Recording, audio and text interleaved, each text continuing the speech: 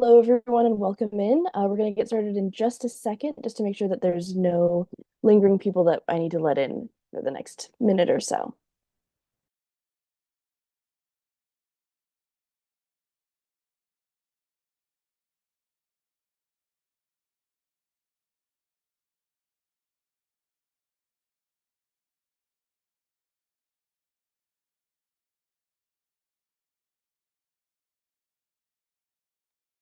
Okay, I think we're all set. So hello, everyone. Welcome to the Piano Tech Radio Hour. My name is Emrys. I'm Ethan's assistant, stepping in for him again this week because he is out of town. So today's Piano Tech Radio Hour will be a recording of a previous conversation that Ethan had and recorded. So in just a second, we will go ahead and get that started. We just have one more person joining.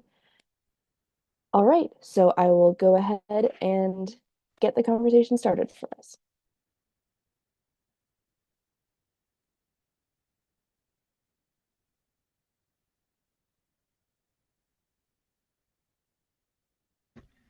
Hi, everyone out there. I'm Ethan Janney, and I am the host of Piano Tech Radio Hour. And I am on the road again this week. So we'll be featuring a pre recorded session, actually recorded a little bit over a week ago. And you'll get to see me in the context of my Disney World vacation with my family. A little peek at that, a little hint at that. But mostly the episode is about a very talented piano player and bandoneonist who we'll introduce later.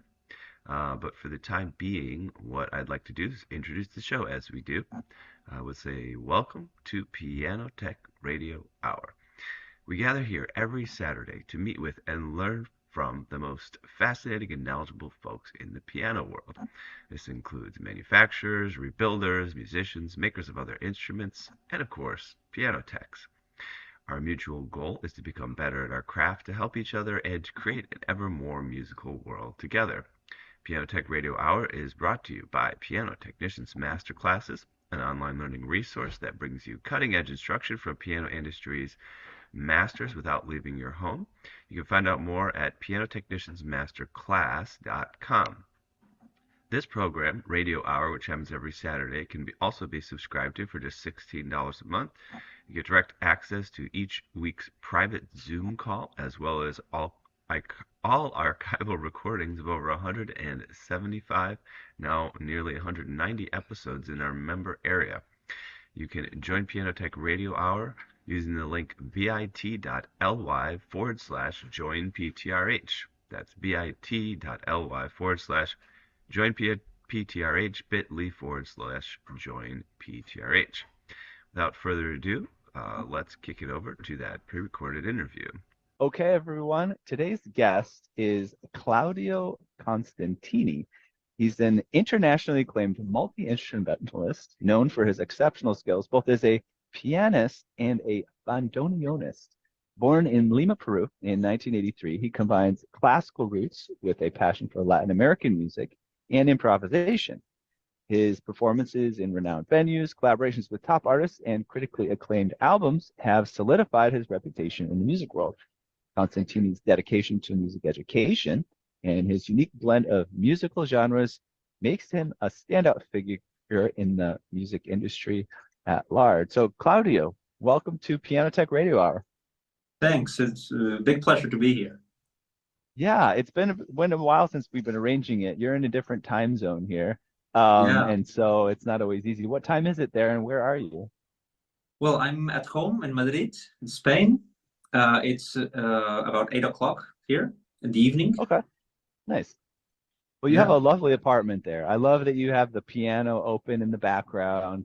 That's perfect, right up our audience's alley as piano technicians there. Have you been messing with the insides at all? Is it more about recording or the sounds? Yeah. Or Yeah, well, I do love the aesthetics of the piano, of the inside of a piano, and as you might know, I'm very active on social media and on YouTube, and I usually record my videos here in this room, and I like to put the piano, to leave the piano open so that adds a little bit of distinction.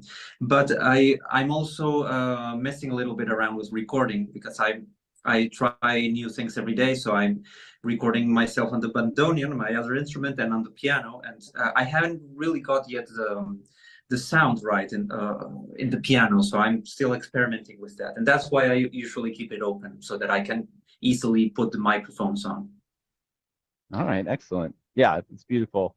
And we have talked a tiny bit about miking pianos on the show, talking with actually another pianist that's out of Spain. I don't know if you're familiar with I might be blanking on his name right now. He's a jazz flamenco piano player, and I've actually know him quite well. I'm blanking on his name, but he was living in New York when I met him, and then during the pandemic, he like went back to Spain and kind of was trapped there, or whatever. He had a property and he was staying there. I'm not sure where he is located right now, but I'll bring his name up later. You might recognize it. And he talked a little bit about how he likes to mic piano. I do have a couple maybe mic recommendations for you. I'll have to look them up, and maybe a little bit of ideas about placement. So that would be great. Yeah, would be great for sure. Yeah. So I'd love to reach back into your roots there in Peru. I'm not sure that we established this already, but I myself actually lived in Peru for about a year and a half. Yeah, this was around 2015, 2016. I brushed up on my Spanish, and I actually was calling myself an ambassador of pianos in Peru.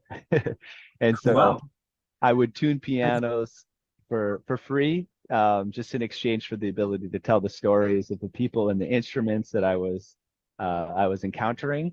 And by the end of my journey in Peru, I had befriended a diplomat that was a piano player,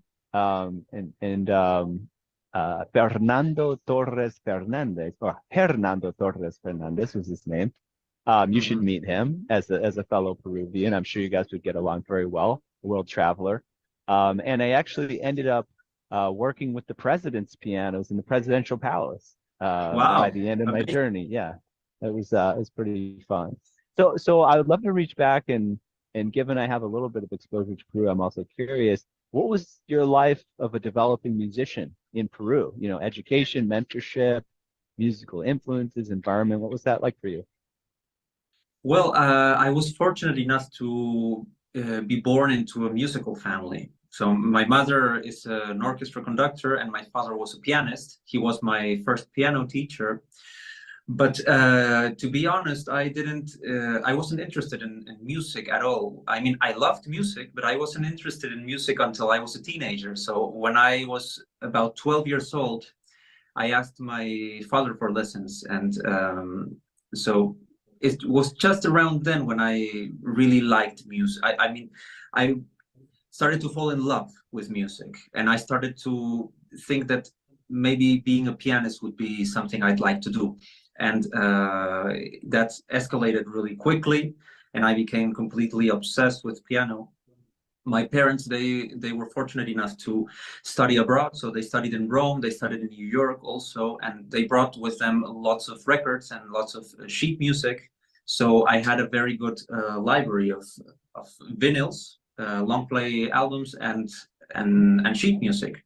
So what happened was that I started exploring these vinyls just on my own, and I started recognizing the music that my father used to play at the piano, or that my mother used to conduct. And this connection made me fall in love with music. So it became, as I said, my obsession. I went to school, but before going to school, I woke up like at 5 a.m. in the morning just to practice some piano before I could go to school. And when I came back, I went straight to the piano to play. So I spent all my day at the piano, apart from school. So I advanced quickly and made up for the lost time from childhood when I didn't study any piano. And basically, I could say that my biggest influence in music have been my parents, because they nurtured this love for music that I have. Okay, fascinating. And did you have access to a pretty nice piano growing up, or what kind of instrument did you get a chance to learn on? Well, my father used to buy and sell pianos, so Oh, really? we always had like different piano at home to practice, mostly uprights. Eventually, we got a very old Blüthner piano, a grand piano, a half Hmm. grand, and we stayed with that one for quite a while. But mostly, I have been practicing in old German pianos, upright pianos, and at home. Okay. Yeah. And are you familiar with Anders piano out of Yeah, Lima? of course I'm familiar with him. Yeah, he has been there like forever. He's like the biggest or the most well-known tuner and piano dealer in Lima, and I guess perhaps in Peru. But he also tunes the piano for the Philharmonic Society, where I often give concerts. I will actually give a piano recital in a couple of months over there, and I always meet him over there. Okay, great. Yeah, I made friends with him when I was there, and we've talked about Anders piano on this program before, incidentally. That was kind of one of the um, one of the encounters I had in my journeys, and I wrote some blog posts about working with him. And yeah, we went out for some ceviche a few times out there in Lima. He's a great Nice, guy. nice, Um, nice. that's awesome. Well, you definitely have to meet Hernando as well if you don't know Hernando, because Yeah, again, I I don't think want. you Mm. would get along. Probably know some of the same people as well because he was well connected in the music industry in Peru.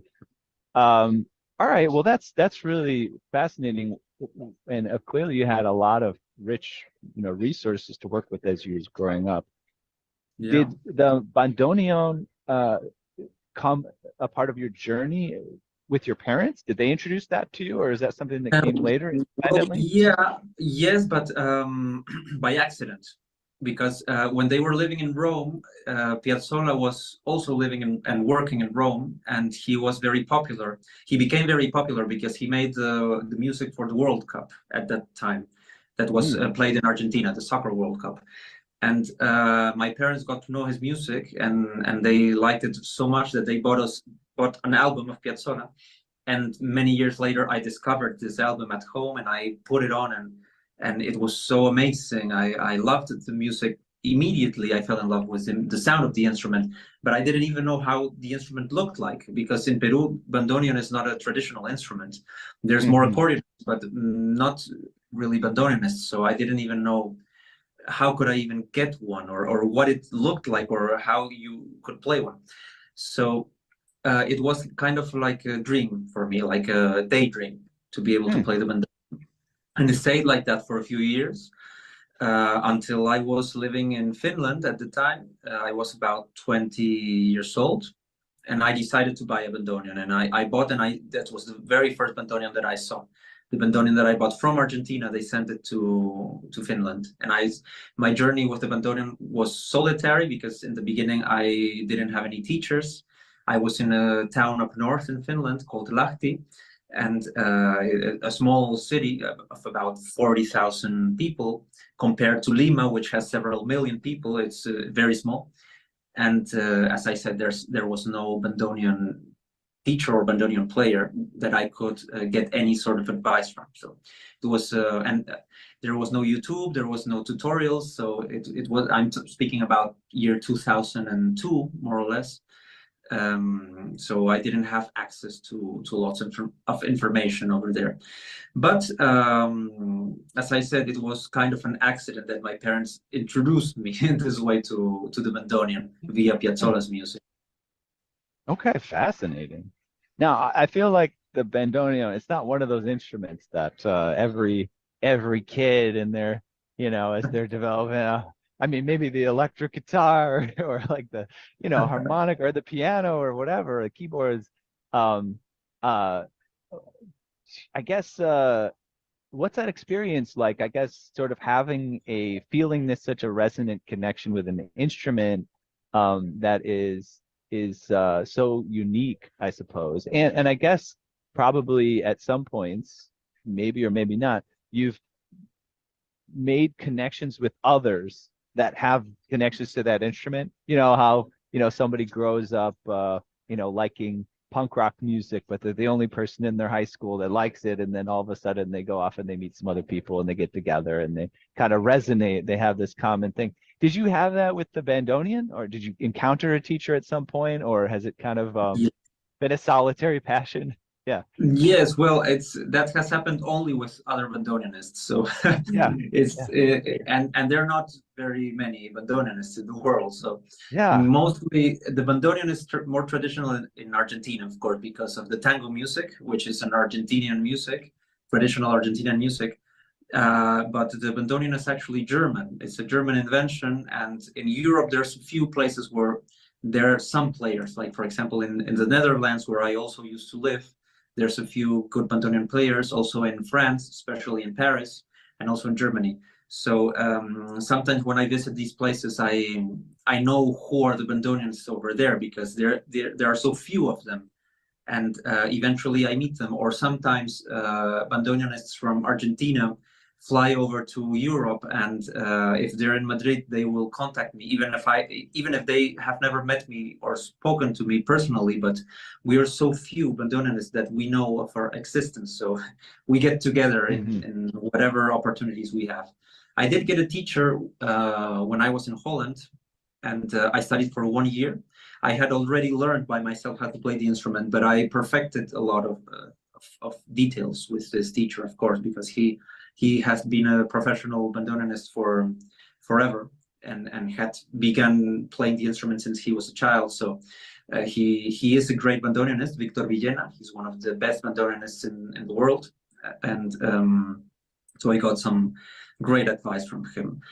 But that was still a short time. It was 1 year, and I did learn a lot by playing in ensembles with other bandoneonists. So by playing together with people, before in popular music, nowadays it's a bit different, but before everything kind of was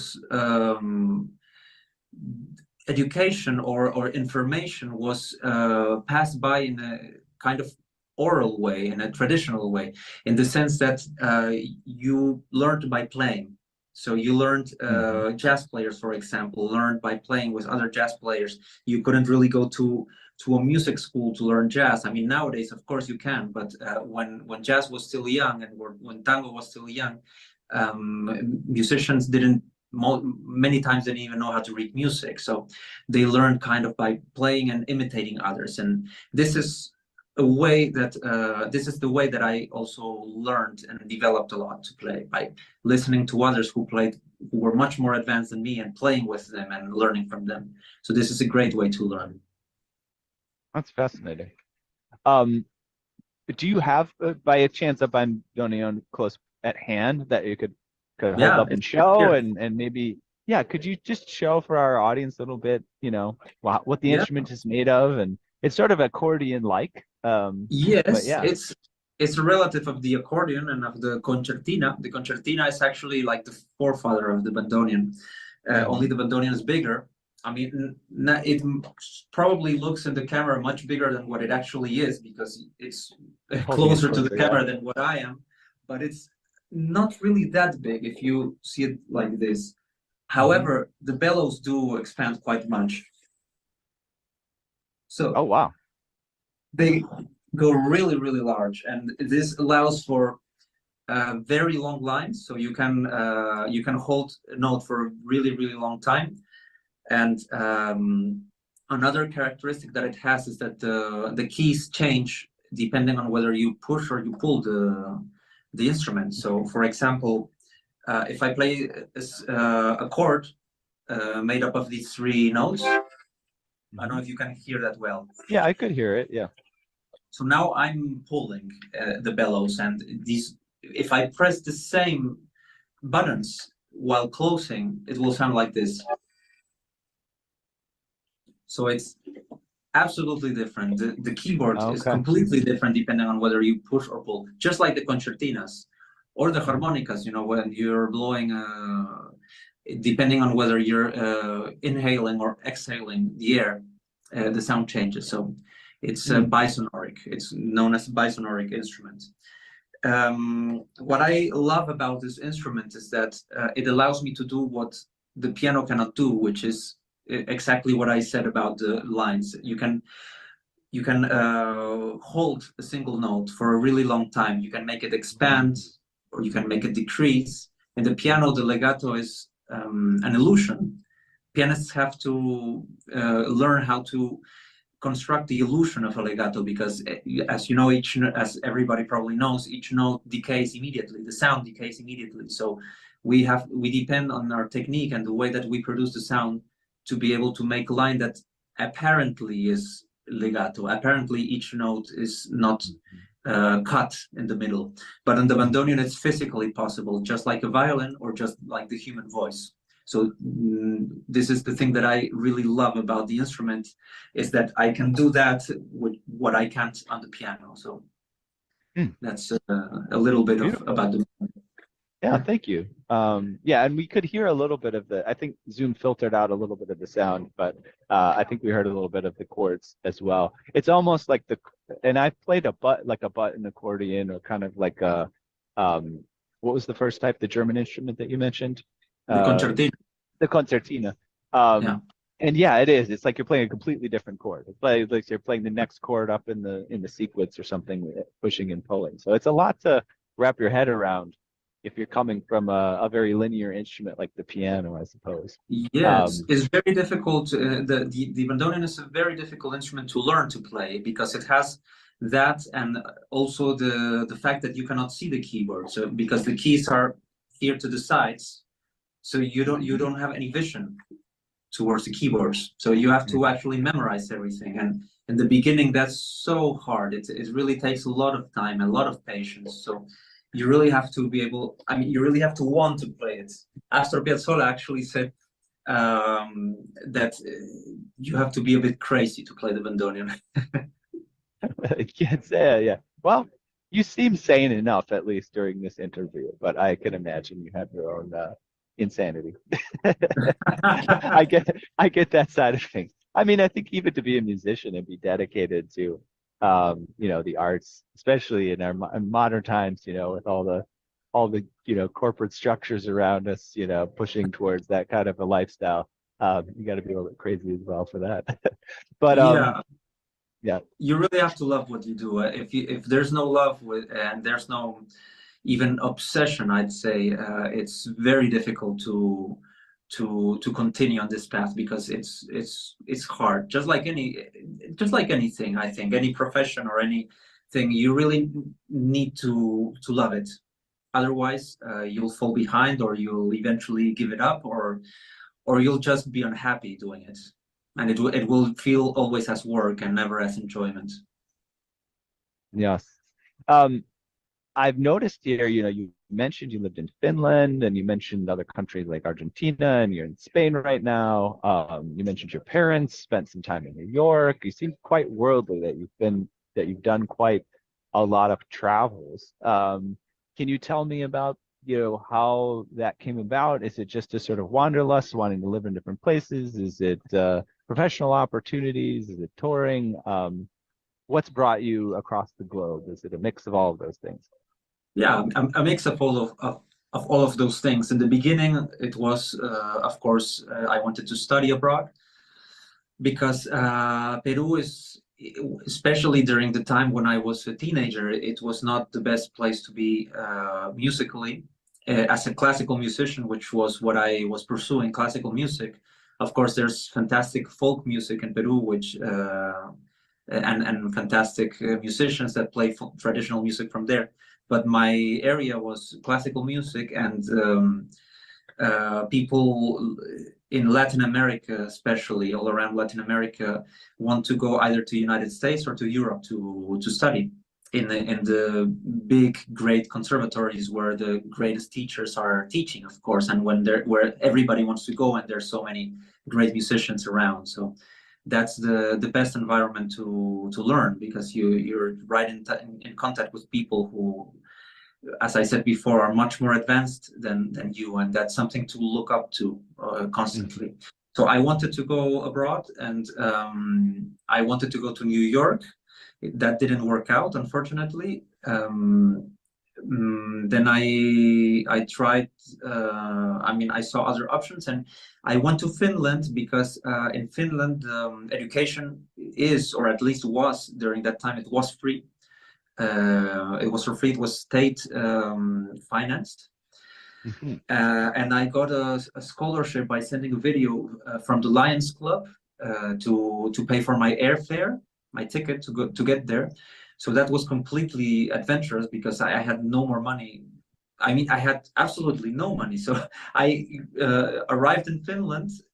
Had been admitted to the conservatory, of course, so I knew that I could study for free, but I had no money to live. So I had to immediately find whatever job I could. So I worked in every imaginable thing, and that was the beginning. I was there 4 years, so I did my bachelor's degree in Finland until I was 22. Then I moved to the Netherlands. I did my master's degree there. I did a diploma, which is like a postgraduate study after the master's in Paris for a year in La Scuola Cantorum, a really old great school. And then I stayed in the Netherlands for a few years, just working. And eventually I moved to Madrid, to Spain. That was in 2013, where I live now. And just because I really love this place, not because of any other reason. I wanted to live here. That's it. And it was for me, it was not really so important where I live because my life consisted of touring. So I've always been a concert artist. I've never been so involved in teaching. I did teach for a while when I was in Holland, but it was just like a part-time job. I gave it up because I didn't have enough time for that. I had to prepare for the concerts and everything, and my focus was always trying to be a concert artist, so trying to perform. And so my studies took me to all these places, but the concerts have taken me to over 30 countries around the world. So, but however, most of those places I don't really know because I arrived there, I practice, I try the piano or I try the acoustics, I play, and next morning I leave again. So I've actually been in over 30 countries, but I know very few of them. Okay, interesting. And in terms of Madrid, you're in Madrid currently, right? In Spain. Yes.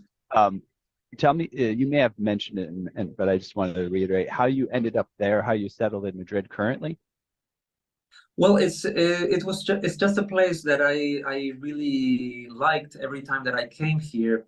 I wasn't completely comfortable in the place where I lived in the Netherlands, in Rotterdam, because I wasn't really doing much in Holland. I was all the time traveling, um, and it just felt a little bit more at home here in Madrid. Of course, it's my mother tongue. Spanish is my mother tongue, and I had many friends here, so it seemed like a better option for me to live here, and I can easily get from Madrid to different places in the world. For example, to Latin America, or to the United States, or also to Asia, or actually the whole world. Madrid is a really great place as a central hub to travel anywhere. Great. I have to visit Spain. I haven't been there, but I've got a lot of reasons to come. And by the way, the artist, I couldn't think of his name before, Chano Dominguez. Have you heard of Chano Dominguez? Yes, he's a great pianist, very well known here in Spain. Yeah. Jazz pianist, jazz flamenco, yeah. Yes, yes. So we've had him on the radio hour a few times. In the podcast recently, we rebroadcast an episode actually with featuring him. He's a really great guy, and if you haven't had a chance to meet him, I recommend it.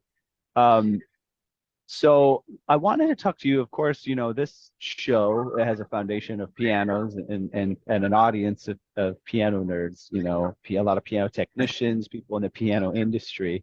And so it's always interesting to explore our guests, especially musicians, relationships with piano, the mechanics and like the people, piano technicians and piano tuners.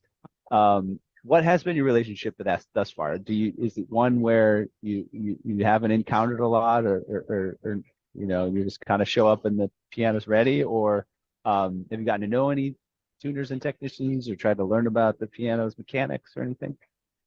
No, I mean just the very basic stuff, but I wouldn't dare to try tune my piano or anybody's piano, perhaps my enemy's piano. Haven't heard of that one before, but I like it. Well, I don't have any enemies, but I hope so. But no, I really don't know because I think it's just something that you really need to spend time to really master, and that's why there's people who dedicate exclusively to this. So I trust very much my tuner. He's a great tuner. He tunes best halls here in Madrid, and very nice guy. So I'm lucky that I found him early on when I moved here, and that's it. And then when I'm in when I go to a concert, I don't know. I don't really have much relationship with tuners. Sometimes they just ask me a few things, but usually it's just a really a brief, polite encounter with the tuner. So I don't really have much relationship with that world, unfortunately, though. But because I'd love to know more. I mean, there's some pianists, for example, Grigory Sokolov is well known for being very specific and very meticulous about the mechanics of the piano and knowing everything about it. And it goes with his obsessive personality and his great perfectionist. And that's why he's such an amazing musician, of course, in that sense. But I don't have that mental or time capacity to focus on that because I'm focused on other things. Got it. Well, your piano's open there, so you'll probably pick up a few things about the mechanics, I suppose. Well, yes, of course. My father was really a great mind when it came to these kind of crafts. So, but he always did everything himself. He knew how to tune his piano. He added weight to the keys by by drilling holes and putting some self-made weights and all sorts of stuff. So I've observed him doing this thing. So I mean, if something breaks, like if a hammer goes out of place, or sometimes a hammer goes a little bit to the side and it touches a little bit of the string right next to it, so two-note sound. So I know how to regulate it so that it goes back to its place just by observing it. So, but that's, I think, very basic stuff. So, do you recollect your piano technician's name in Madrid there? Yes, David Izquierdo. David Izquierdo. Izquierdo, okay. Yes. Mm-hmm. Okay, cool. We'll have to look him up. Maybe we'll try to get him on the program as well. Yeah, actually, he has his own company now that his son and daughter are also piano technicians. So they handle like maybe 50% of the piano of all of the pianos in Madrid. Cool. Yeah, it's fascinating to. At this program and some of our other educational activities have given me a chance to know, people in pianos all over the world, which I've really appreciated. In Finland, I know piano technicians there. There's a woman named Kirsi Lassi, who was one of our first kind of enthusiastic participants in our master classes. Yeah, Peru, we have Chilean piano technicians who tune into this program, for example. Have you familiar with Klavin's pianos, David Klavin's? No. I recommend you check that out. Where is that? In what country? He is in Latvia currently, but I'm not sure if that's where he's from originally. But back in the 80s, he designed an entirely new type of piano. It's a vertical piano that you had to climb a staircase to play. So it's the strings and the soundboard are as larger than your typical concert grand piano. Wow. But it's a vertical instrument, and he sort of had went to the traditional piano building school, and came out of it, saying, hey, wait a second, some of the things they're teaching me, they're kind of like sidestepping what's really going on. I think I could design a piano that, has different qualities that will fulfill, better scaling and things like this, have a better bass range and stuff like that. And he kind of invented this new type of piano. And then he's been making those ever since. And more recently, he's been creating smaller versions. So he has this Unicorda 64 key piano with only a single string per note. But yeah, just, getting a chance to interface with all sorts of people all over the world. I've always appreciated cross-culturalism, and this program gives us the opportunity for that. So that sounds so interesting. Yeah, it's great stuff. Tell me a little bit more about kind of what's going on with you now in terms of, what are your focuses in your projects, things you think people should pay attention to, or what's coming down the line, stuff like that. Well, I'm always thinking of new ways to reach more people with music, of course. My greatest motivation, my greatest motivation is to perform music, to play music, and to reach people with music, to touch people's hearts with music, to sound a little bit cliche, but that's really what I focus on. And I like to explore all sorts of technologies for that. That's why I've become so active in social media and so active in YouTube and on my newsletter, which I write a daily newsletter. And so I basically work a lot. I focus a lot on recording music at home and showing that through the various channels, various media. Of course, I perform a lot of concerts, but I'm trying to keep them. I'm trying to keep a less tight agenda, because I've traveled so much. Now that I have a family, now that I have a young daughter, I enjoy being home so much, and it gets harder to leave. So I love being on stage. It's kind of what I was meant to do, to be on stage and perform on stage. But I don't have the need to do it as often as I did before. So before, I really played every single week. I had a concert, sometimes more concerts per week. So that was a really large agenda. But now I've tightened it more. I'm more at home, and I enjoy it more that way, because each concert becomes sort of more special, and I prepare more specifically for each moment, for each concert, each program. I focus better on each program, because since I play two instruments and different genres, my concerts vary very much in mood and in genre.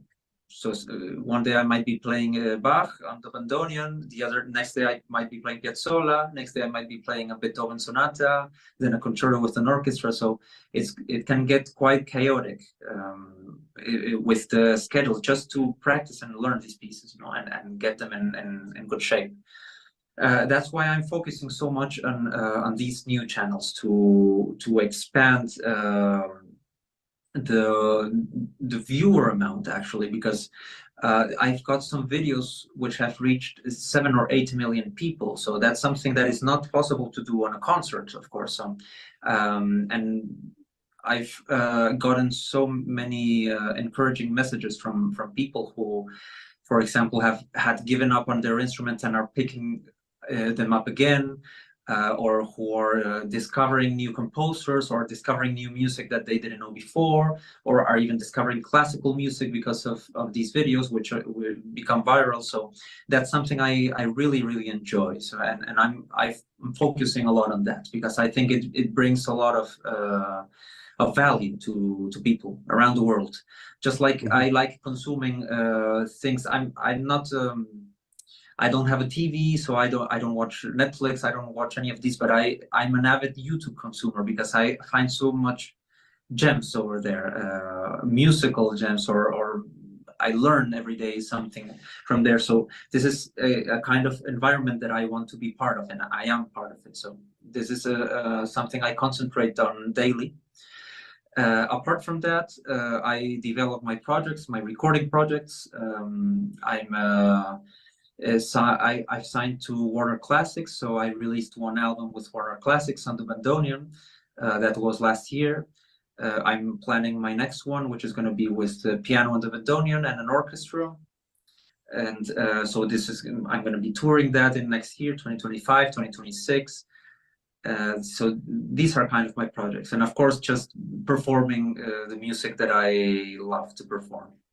Mm-hmm. Well, that's a lot. When did you get started with the YouTube?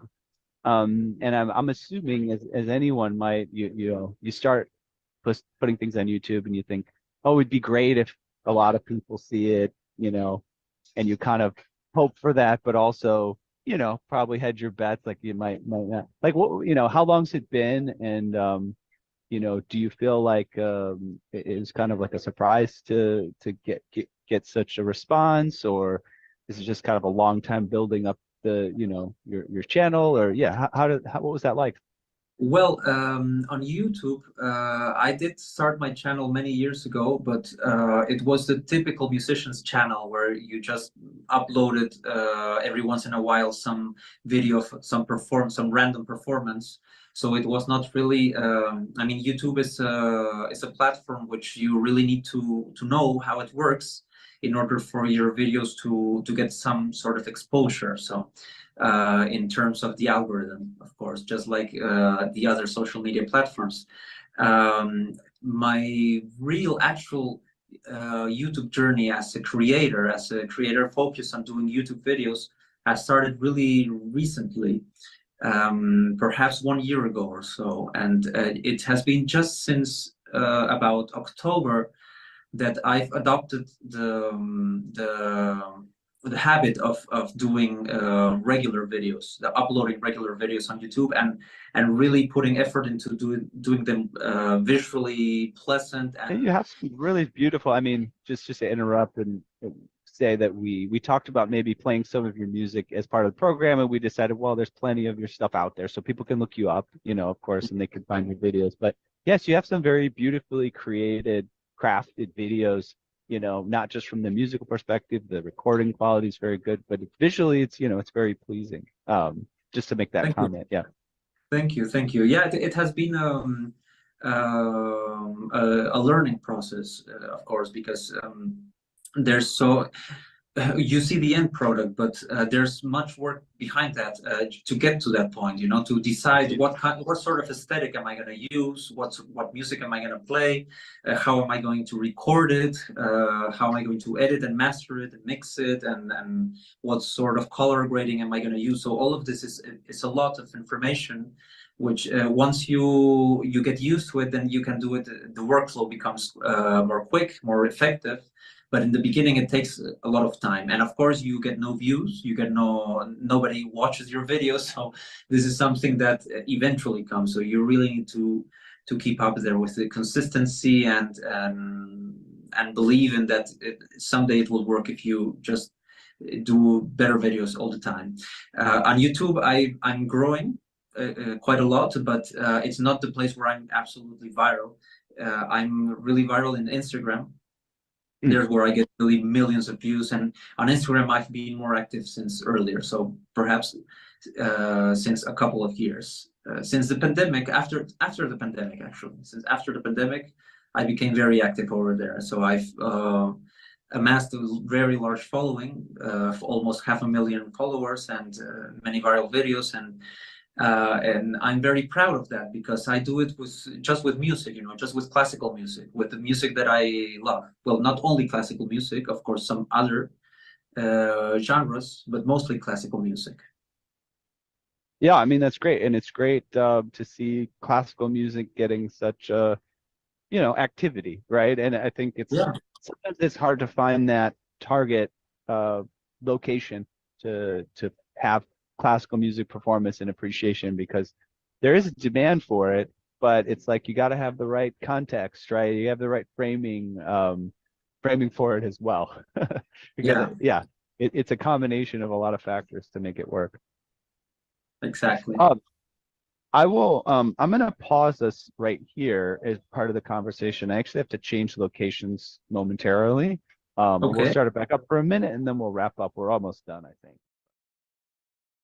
All right, we're back, everyone. I just had to change locations, and I guess that's probably for the best, because I didn't mention it during our interview, but I'm here in Disney World right now with my family, taking a break to do this program, and hey, you get to see the good old Cinderella's castle in the background, and get the Disney vibe while I'm here, as well as we wrap things up.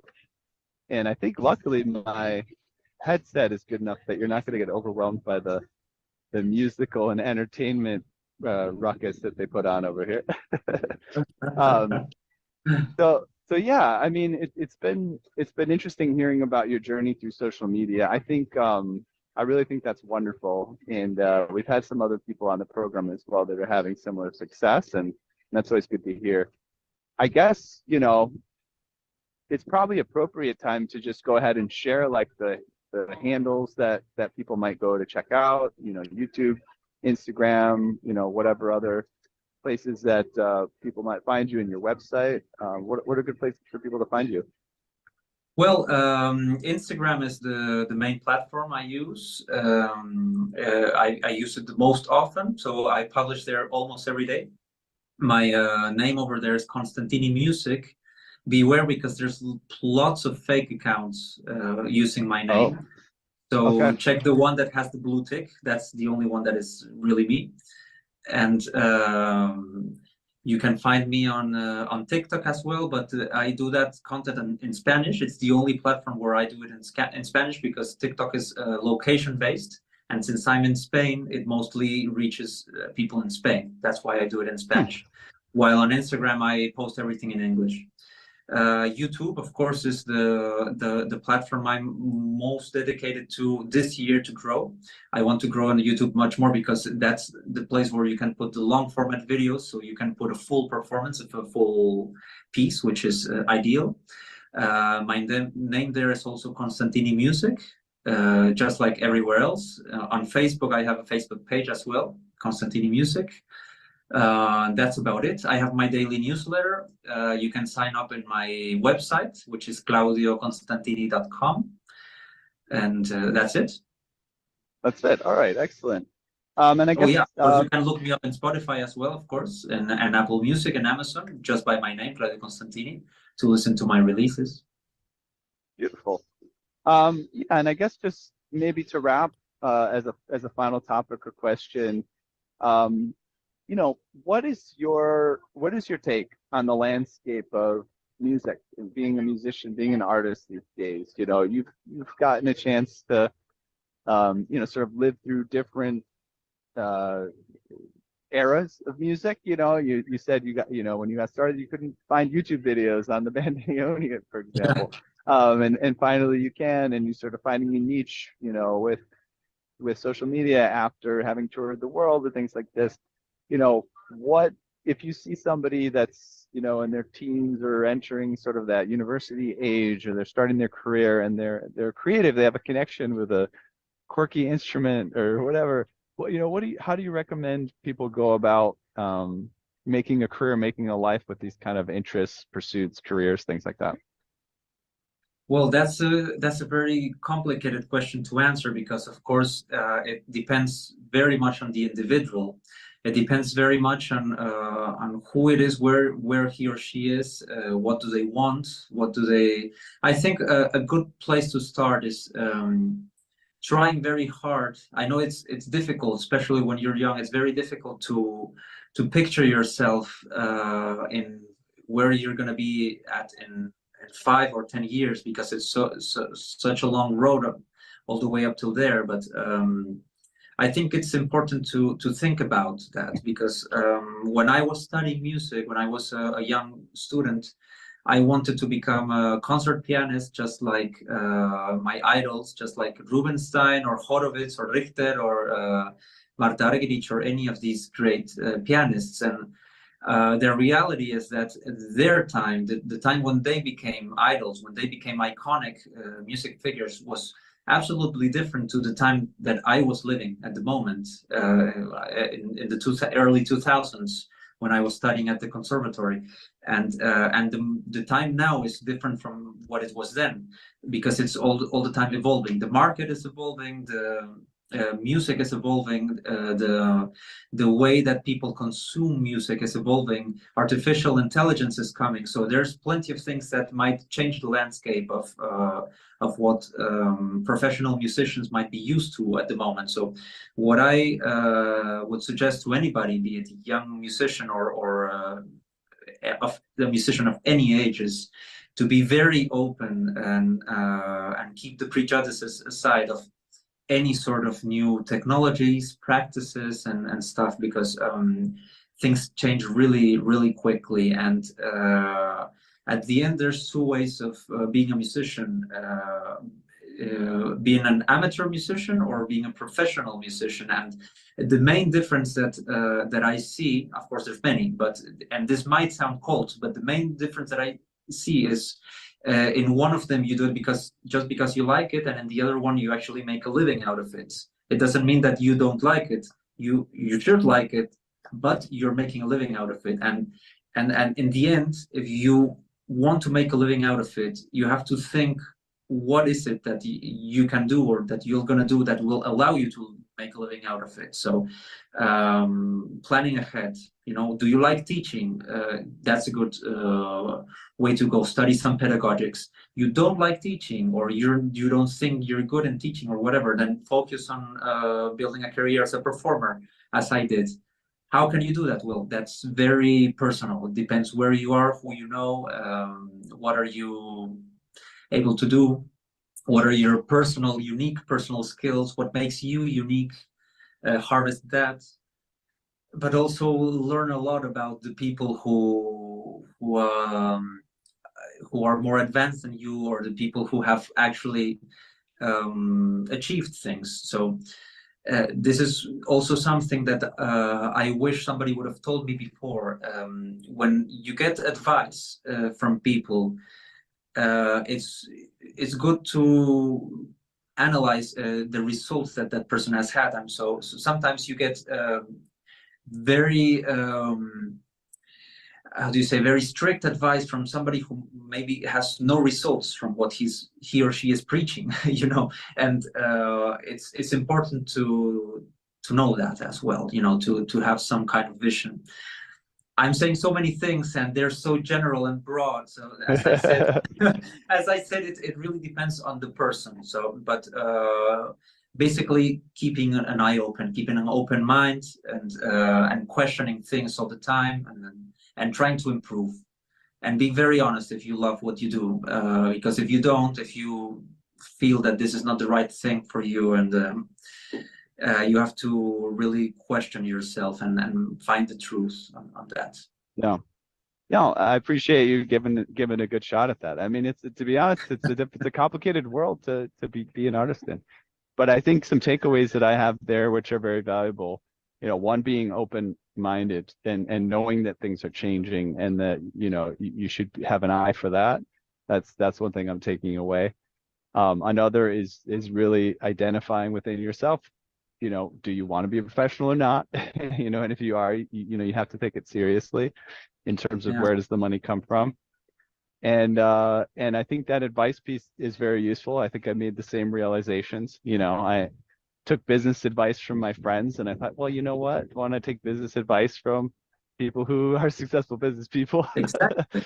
Yeah, because you get so much advice from musicians who cannot earn a living from what they do, and it's good to focus and to really delve into the music and into learning as much as you can into the music. But if you're locked in a room studying piano for 12 hours a day for 4 years, when you get out of the conservatory, you don't know how to do anything else, much less how to run a business out of your music. Because at the end, if you want to live out of it, you have to run a business in a way.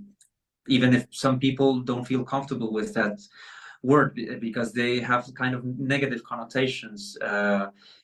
Some people think that when you think of money or when you think of business in art, in any sort of art, you cheapen the art. But I don't think it has anything to do. I mean, it's just a matter of offering great value to people. You should always offer great value, the best possible, and getting economical compensations for that so that you can live. It's as basic and as simple as that. Not anything else. Yeah, yeah, yeah. And I heard somebody else put it in terms of advice. You know, seeing what kind of results they have, that's a piece of it. But I think the other perspective that I got that I think is useful is just think about where they're coming from. That's all. You know, I mean, may have good advice and not be getting results, or be bad advice and be getting results, whatever. But where are they coming from? What's their context? And then you can do with it what you like. It's your decision how to proceed and analyze things. I think that makes a lot of sense. Yeah. Well, I appreciate you taking a stab at that complicated question to end it with. Yeah. But yeah, thank you very much, Claudio. It's really been a pleasure. I hope we get to speak again soon, and I want to subscribe to your newsletter. I'm excited to see kind of what you're up to and what you're keeping up with every day, and I commend you for kind of pursuing this unique path and sort of bringing life to this instrument that not a lot of people get exposure to. It's really wonderful. Thank you very much. Thank you very much, Ethan. It's been a great pleasure talking to you. Appreciate it. All right, thank you guys for joining. I hope you enjoyed that conversation. As always, you can find more about us on pianotechmasterclass.com or pianotechradio.com. Hopefully we will see you again next week. Thank you all for joining. Bye.